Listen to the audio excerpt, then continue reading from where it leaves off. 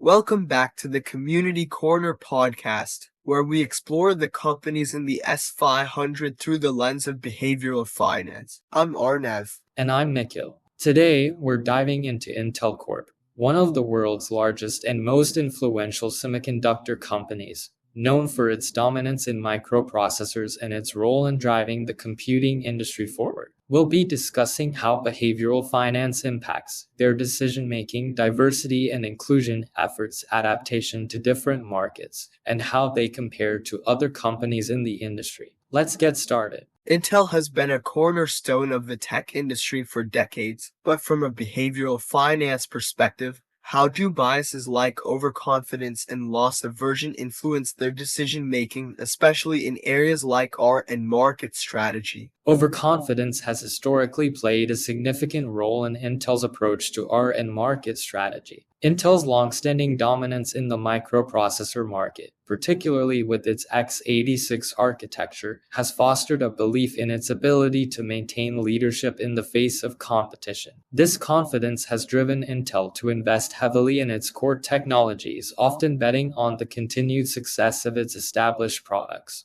However, this overconfidence has also led to some missed opportunities, such as the slower adaptation to the mobile processor market, where competitors like ARM gain significant ground. Loss aversion is also a critical factor in how Intel manages its product lines and market position. The company's focus on protecting its high-margin businesses, such as data centers and PC processors, has sometimes made it more conservative in exploring new or emerging markets. This aversion to risking its existing revenue streams can limit Intel's ability to pivot quickly when market dynamics shift, as seen with the rise of mobile computing and alternative chip architectures. And this focus on maintaining its leadership in traditional markets has helped Intel sustain its position as a key player in the semiconductor industry, appealing to both consumers and investors who value stability and technological prowess. Exactly. Intel's strategic use of overconfidence in its established technologies and loss aversion in protecting its core businesses appeals to investors looking for a company with a strong foundation in a critical industry. However, this approach also means that Intel must carefully navigate the balance between innovation and protecting its existing market share, particularly as the tech landscape continues to evolve. Let's talk about diversity, equity, and inclusion at Intel. As a global technology company with significant influence on the tech industry, DEI is particularly important for Intel. How does this intersect with behavioral finance? Intel's approach to DEI is crucial, especially as the company operates in an industry where innovation is driven by diverse perspectives and ideas. From a behavioral finance perspective, strong DEI initiatives can enhance Intel's ability to innovate by fostering a culture that values diverse viewpoints and encourages creative problem solving. A commitment to DEI also helps Intel attract and retain top talent from various backgrounds, which is essential for maintaining its competitive edge in the semiconductor industry. For investors, Intel's focus on DEI can signal that the company is socially responsible and aligned with modern societal values, which can enhance its reputation and appeal to ESG-focused investors. Additionally, DEI efforts can help Intel build stronger relationships with customers, partners, and communities, which is vital for long-term success in the global market. Investors are increasingly considering DEI when evaluating companies, especially in tech, where innovation and the ability to address diverse market needs are critical to long-term success. That's right.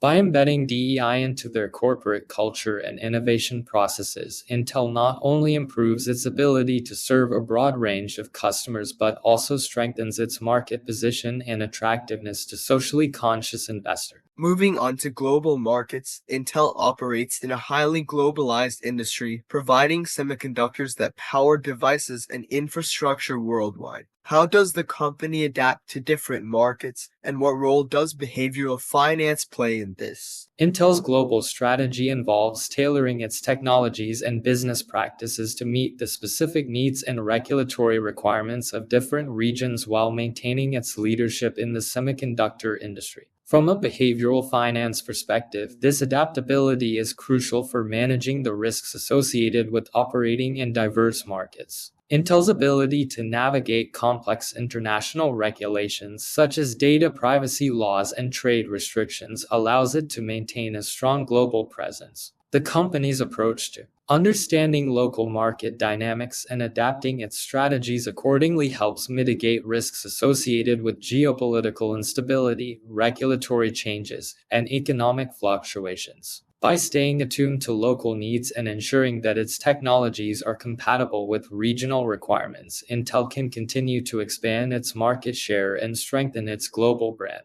And this adaptability is essential for Intel, especially as they face competition from both local tech companies and other global giants. Their ability to maintain their brand's relevance and technological leadership in different markets is key to their continued success. Exactly. Intel's focus on understanding local market dynamics and adapting its strategies accordingly allows them to remain a dominant player in the semiconductor industry while staying ahead of emerging trends and challenges. However, this also requires them to be proactive in responding to changes in global technology standards, trade policies, and competitive pressures. Now, let's compare Intel to other companies in the semiconductor industry like AMD, Nvidia, and TSMC. How do the behavioral finance dynamics differ? Intel's dynamics are often compared to other semiconductor giants like AMD, Nvidia, and TSMC, particularly in their approach to innovation, market expansion, and competition. Intel's strength lies in its dominance in the x86 microprocessor market and its deep relationships with PC and server manufacturers, which appeals to investors looking for a company with a solid foundation in a critical industry. AMD, known for its aggressive competition with Intel in both CPU and GPU, appeals to investors interested in a company that is rapidly gaining market share and challenging Intel's dominance. Nvidia, with its focus on GPU and AI technology, attracts those looking for exposure to high-growth areas like gaming, data centers, and artificial intelligence. TSMC, as the world's largest contract chipmaker, appeals to those interested in the broader semiconductor supply chain and the growing demand for advanced manufacturing technologies. Intel's behavioral finance dynamics are shaped by its reputation for technological leadership, market influence, and strategic investments in future technologies, making it an attractive option for those seeking stability and growth in the semiconductor industry.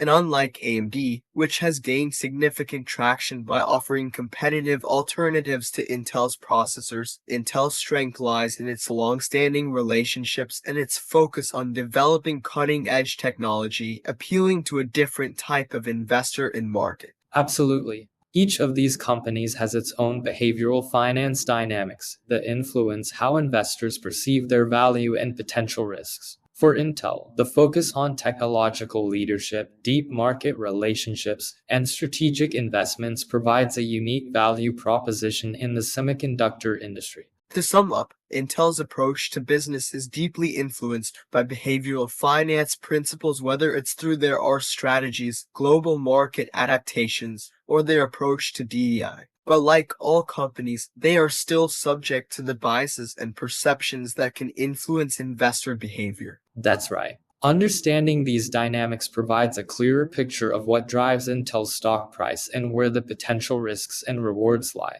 Thanks for joining us on this episode of the Community Corner podcast. Until next time, I'm Arnav. And I'm Nikhil. Stay curious and keep questioning the narratives.